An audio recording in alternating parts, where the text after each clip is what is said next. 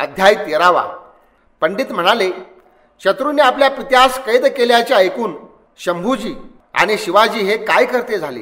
शहाजी महाराजास कैद करून सेनापती मुस्तफा खान आणि दुष्ट अधार्मिक मसूद खान शाह यांनी काय केले. कवींद्र म्हणाला, आपल्या पित्यास शत्रूंनी पकडल्याचे ऐकून बंगळूर येथे राहणाऱ्या शंभूजीस मुस्तफा खानाचा अतिशय संताप आला.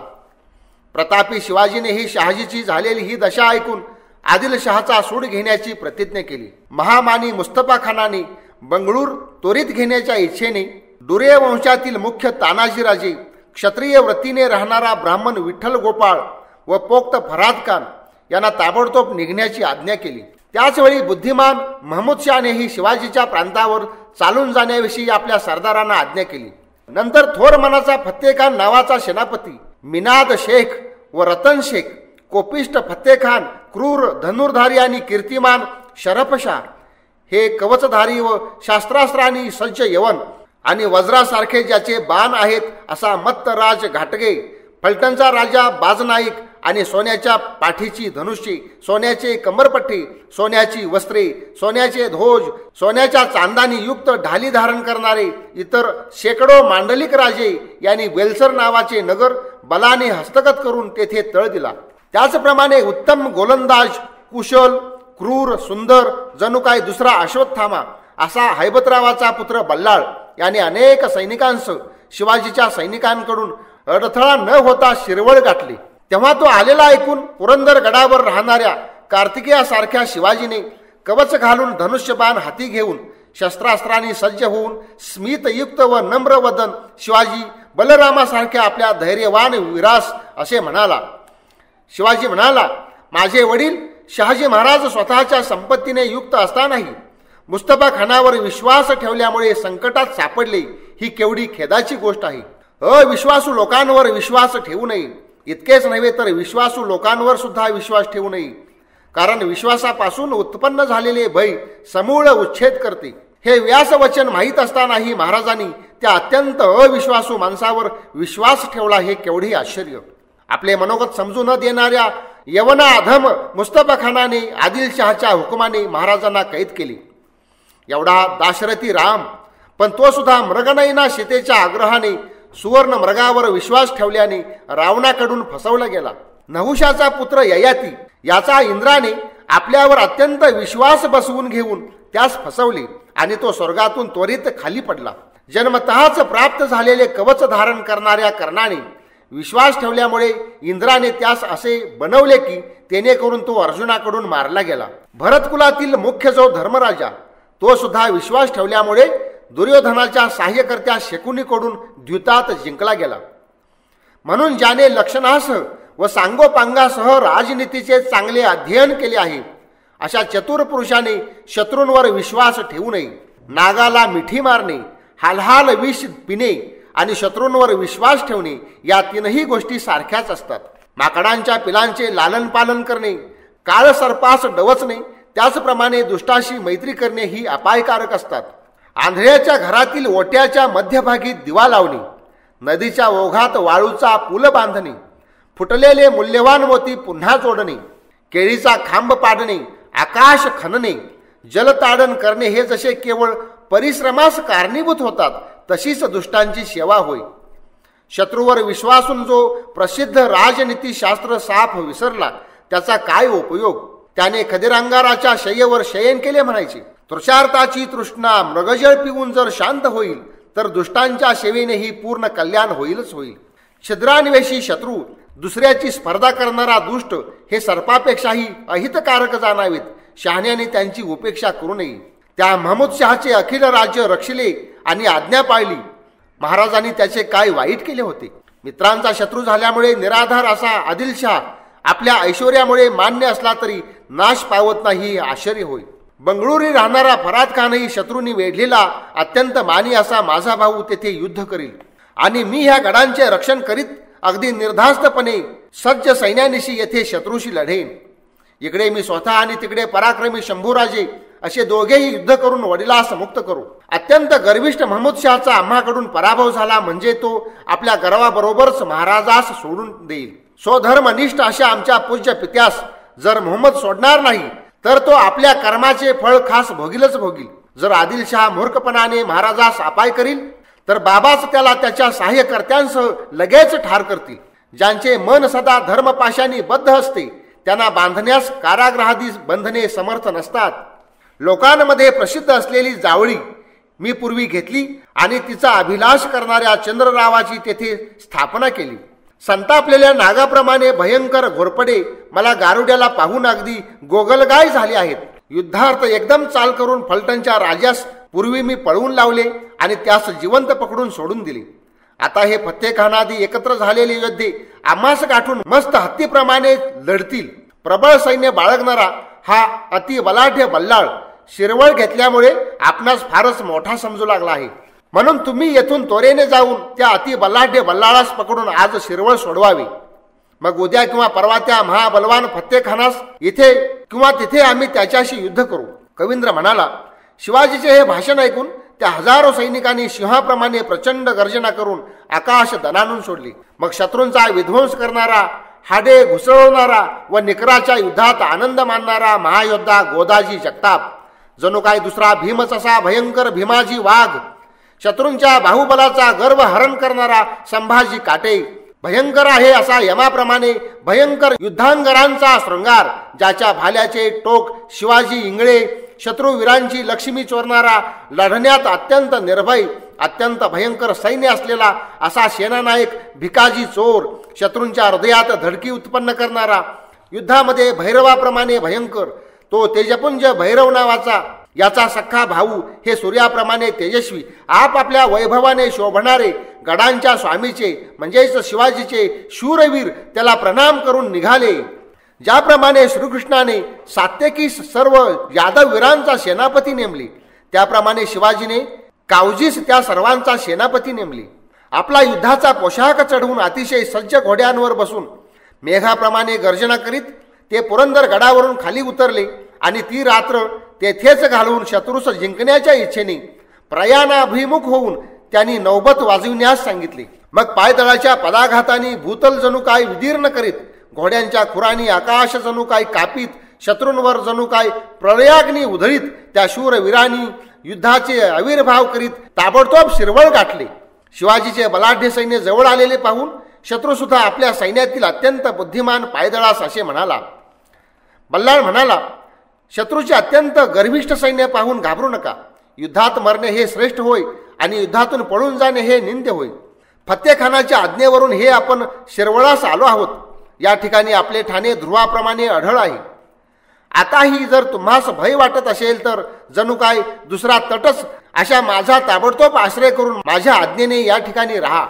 आणि केवळ आमच्या मरण्यानेच स्वामी कार्य सिद्धीस जाते असे नाही, म्हणून जोराच्या युद्धासाठी आपण टेकडीचाच आश्रय करू. दैवाने आणलेल्या या अत्यंत कठीण प्रसंगी ही अत्यंत क्षुद्र टेकडी सुद्धा या युद्धात यश प्राप्त करून देईल. आपण मानी लोकांनी अभिमानाने या शिरवळमध्ये लढता लढता आपले शिर द्यावे, पण युद्धात शत्रूस यश देऊ नये.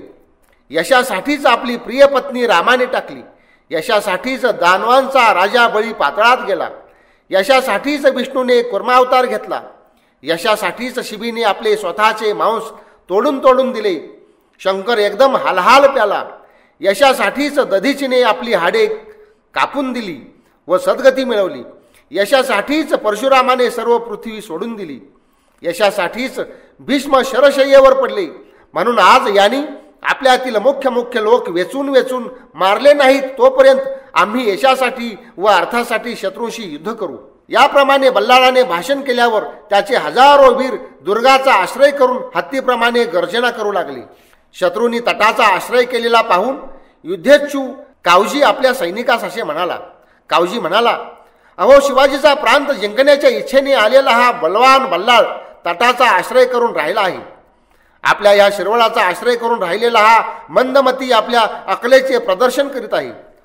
याला बुरुज नाहीत आणि म्हणण्यासारखा खंदकही नाही.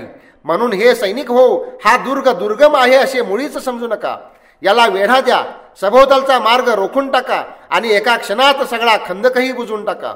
पक्ष्यांप्रमाणे उंच उडी मारणारे आपले घोडे उडवून हा घ्या किंवा कुदळीनी फोडून टाका. हा खणून टाका आणि लगेच याचा पायाही खोदून काढा. हा किल्ला म्हणजे काय लंका लागली आहे की ज्यामुळे त्याची भीती वाटावी?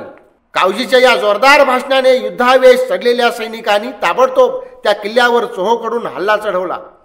देवाप्रमाणे महापराक्रमी अशा त्या वीरांना समोर पाहून लढाईस तोंड लागले असे समजून शत्रू सुद्धा धनुष्याची हालचाल करू लागली. वरून यास पाहण्याकरता जो डोके वर करी त्याचे डोके लगेच कापले जाऊन तो केतू ग्रहासारखा होऊन जाई. वृक्षांच्या फांद्यावरून जशा भुंग्यांच्या रांगा उडून जाऊ शकतात त्याप्रमाणे शूर वीरांच्या धनुष्यापासून तीक्ष्ण बाण सुटू लागली. क्रूर महाबलाढ्य शूरवीर धनुष्य आकर्ण ओढून तीक्ष्ण बाणांनी शत्रुवीरांची मुंडकी छेदू लागली. उत्कृष्ट तिरंदाजांनी सोडलेले व भूमीवर पडणारे बाण तिच्या पृष्ठात इतक्या जोराने घुसत की त्यांना शशदर्शन होई.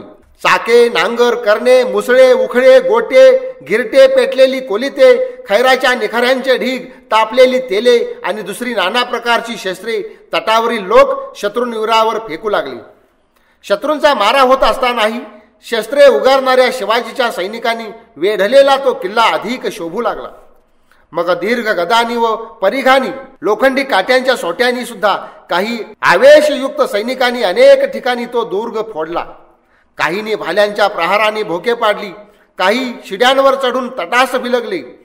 गरुडासारख्या वेगवान घोड्यांवर बसलेले काही वीर चोहोकडे नीट पाहून त्याच्यावर उडी मारून जाण्याचा प्रयत्न करू लागले. काऊकाने तर गदा इत्यादी नाना प्रकारच्या आयुधांनी अनेक ठिकाणी जोरजोराने प्रहार करून वेस फोडली. जेव्हा तो वीर वेस फुटलेल्या त्या तटाच्या आत घुसला तेव्हा आदिलशहाची सेना त्याच्यावर चाल करून लढू लागली. वडवागणीप्रमाणे अत्यंत अनावर असे हे शत्रू चालून आलेले पाहून वडवागणीप्रमाणे अत्यंत प्रतिपक्षाचा प्रतिकार करीत असता शोभू लागला. अतिशय देखणा, उंच कवच घातलेला जवान, भाला आणि धनुष्य धारण करणारा धैर्यवान सैनिकांनी परिवेष्टित उंच घोड्यावर बसलेला तो बल्लाळ विझण्याच्या वेळी दिवा जसा विशेष प्रकाश देतो तसा फार शोभू लागला. मग काऊकाच्या पुढारीपणाखाली भिकाजी, भीमाजी, तुकाजी, गोदाजी, सदोजी, संभाजी आणि दुसरेही शूर योद्धे आपले उंच घोडे वेगाने उडवीत व शस्त्रे वर्जित बल्लाळ इत्यादी वीरांवर अतिशय त्वेषाने प्रहार करू लागले. त्या समयी द्वेषरूपी काळ्या कुट्ट अंधकारामध्ये उभय पक्षांच्या योद्ध्यांची आयुधे परस्परांवर थडकू लागली.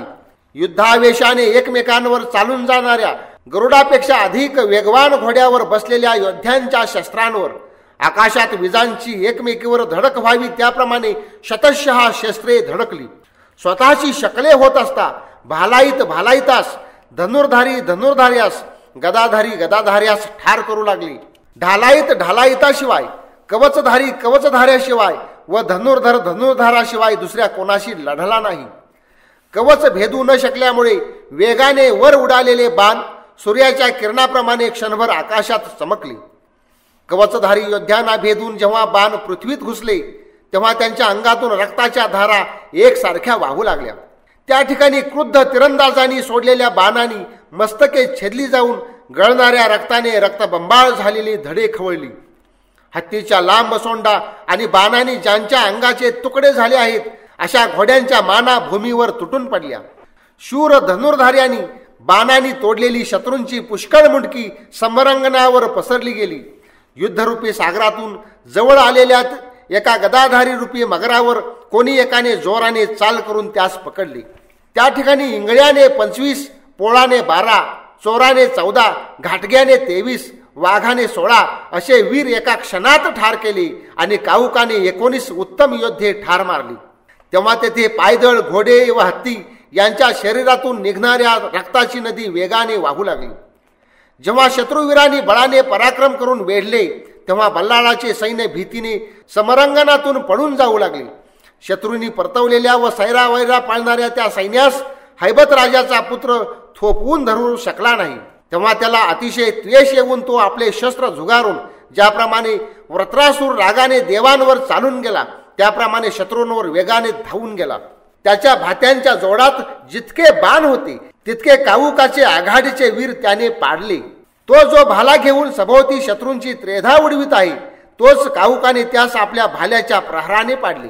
सिंहाने जसे मत्त हत्तीला पाडावे तसे आवेशाने लढणाऱ्या त्या शिवाजीच्या सेनाधिपतीने हैबत राजाच्या पुत्रास पाडल्यावर रक्त, मेद, वसा आणि मांस यांचा भूमीवर चिखल झाला. नंतर त्याच्या सैन्यात कोणासही धैर्य धरवेना. त्यावेळी दाती तृण धरून शरण आलेल्या शेकडो लोकांना त्या मानी काऊकाने सोडून दिले व ते वाटेल तिकडे निघून गेले. अतिशय क्रोधाविष्ट झालेले काही लोक युद्धाभिमानाने लढत असता बाणांनी त्यांची शकले होऊन ते स्वर्गवासी झाले. काहींचे पाय तुटून, काहींचे हात तुटून, काहींचे कवच फुटून, काहींची छाती भिन्न होऊन, काहींचे माकडहाड मोडून आणि काहींची कोपरे फुटून ते करुणाजनक स्वर काढून भूमीवर गडबडा लोळत असताच बेशुद्ध झाले. मग तो शत्रू रणांगणावर पडला असता हत्ती, उंच घोडे, नाना प्रकारचे अलंकार, चित्र विचित्र रंगाची वस्त्रे, कवचे, आयुधे, पालख्या, कोश आणि दुसरेही सामान घेऊन अत्यंत आनंदित होऊन काऊकादी उत्तम योद्धे शिवाजीस भेटण्यास पुरंदरगडावर गेले.